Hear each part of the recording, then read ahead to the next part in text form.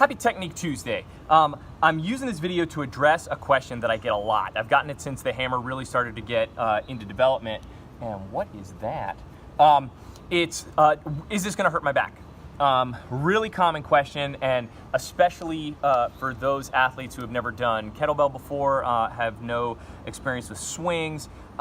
You watch these movements and it's like, I'm pretty sure my spine's gonna shoot through the back of my skin if I do that. So to address the question, we've got this video. And the answer to the question is as simple as it is complicated. It all depends on you.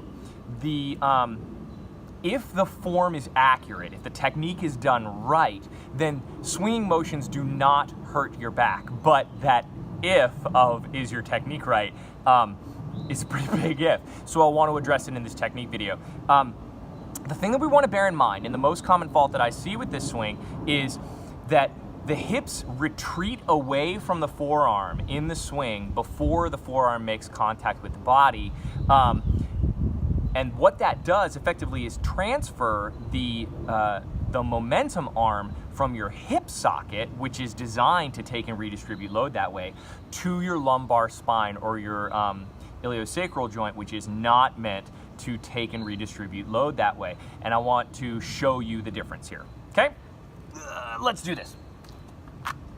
So a good swing should see a hinging motion that has soft knees, a braced spine, and the handle of the hammer along with the forearm in contact with the quad. But the hips need to wait until that contact happens before they start to retreat. So if I'm in my swing, I'm waiting there, okay? I'm making contact with my body before I shoot my hips back. What I see all the time is this, and you notice my hammer actually hit the ground.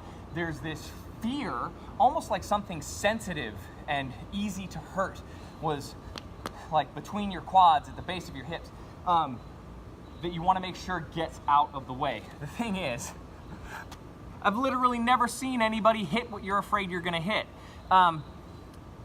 So the proper technique for this swing is one where you wait until the arm is making contact with the body again, and you're using your hip bone, your posterior chain, to catch that momentum, send it back, hey, and redistribute it. Okay, I've got a little analogy for you, and we're gonna take a look at it right now. Think of it like this. This very dirty trampoline is a lot like your posterior chain. It's got a lot of elastic capacity, so when I bounce against it, it'll throw me up in the air. But if you shoot your hips back too early, it's kind of like getting double bounced on a trampoline, which we all remember from being kids. So this is my assistant.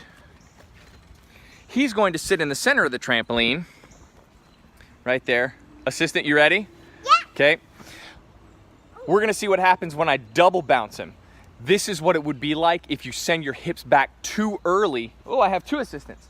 You send your hips back too early in the swing, and the hammer is contacting your body. Instead of being straight up and down, your hammer's contacting when your hips are already bent. Okay, you guys ready? Yeah. So 1, 2, 3. That's pretty good. This one's still there. 1. Anything can happen when the trampoline's not straight. So that's it. Think of your posterior chain like a trampoline. It does have a greater elastic capacity than a lot of the other muscle systems in your body, especially the muscle systems in your lower body. So we want to make sure that as the momentum of the swing is coming back into the body, that we're catching it with the muscle system that has an elastic capacity by keeping the hips forward until the moment where the arm makes contact with the body again.